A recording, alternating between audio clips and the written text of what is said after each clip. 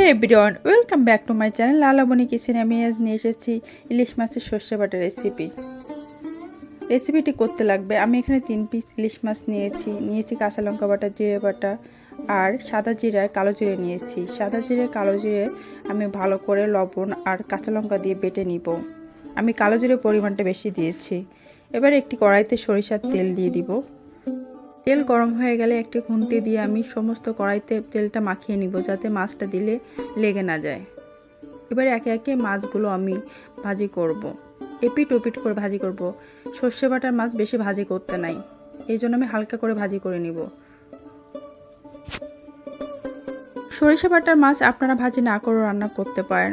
আমি এখানে হালকা করে ভাজি করে নিয়েছি। হালকা করে ভাজি করে নিলে তরকারিতে ভালো একটা ঘ্রাণ হয়। একে একে আমি মাছগুলো ভাজি করে উঠিয়ে নিব। মাছ ভাজি করে রেখে এক্সট্রা যে তেলটা ছিল সেই তেলটা ভালো করে গরম করে নিব। আমি এই তেলের ভিতরে হাফ চামচ কালো জিরে দিয়ে দিব।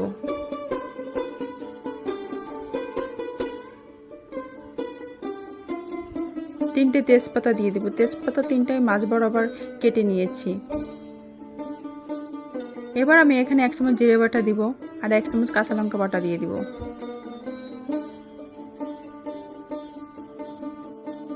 এই রান্নাটাতে প্যাকেটের গুঁড়ো মশলা দেওয়ার থেকে বাটা মশলা ব্যবহার করলে দেখবেন রান্নার স্বাদটা আরও দ্বিগুণ বেড়ে যায়। আমার মশলা কষানো হয়ে গেছে। এবার আমি এখানে হাফ চামচ লবণ আর 1 চামচ হলুদ গুঁড়া দিব।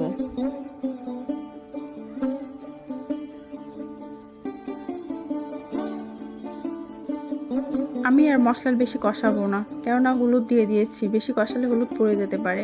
এবার আমি মাছ দিয়ে দিব।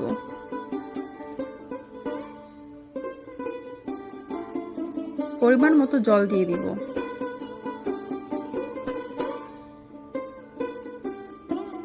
আমার রেসিপিটি যদি আপনাদের ভালো লেগে থাকে তাহলে ফ্রেন্ড অ্যান্ড ফ্যামিলির সঙ্গে শেয়ার করুন আর প্লিজ সাবস্ক্রাইব করুন আমার চ্যানেল।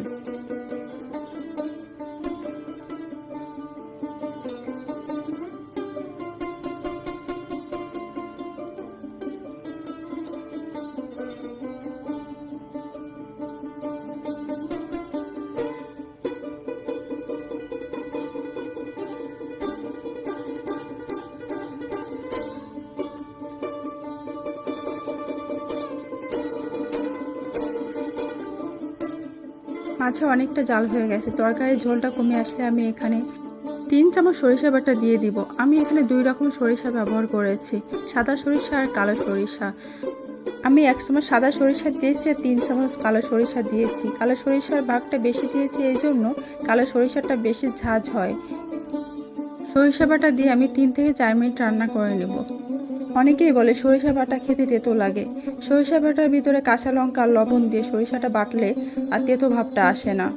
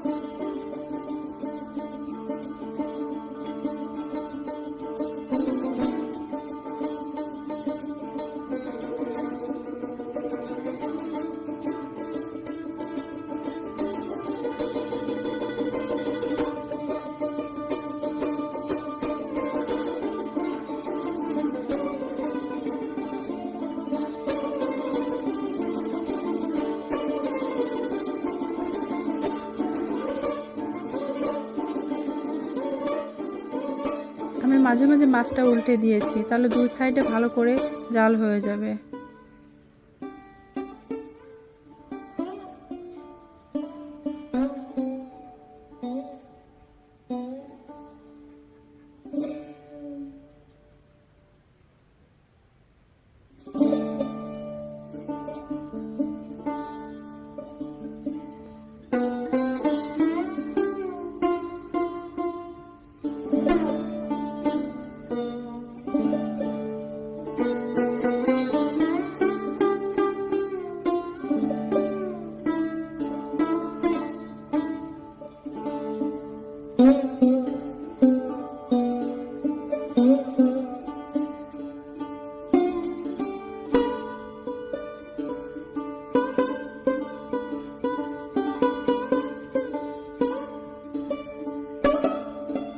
আমার রান্নাটা হয়ে গেছে, এবার আমি নামিয়ে নিব।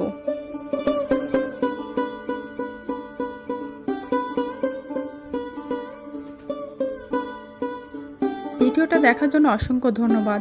ভালো থাকুন, সুস্থ থাকুন।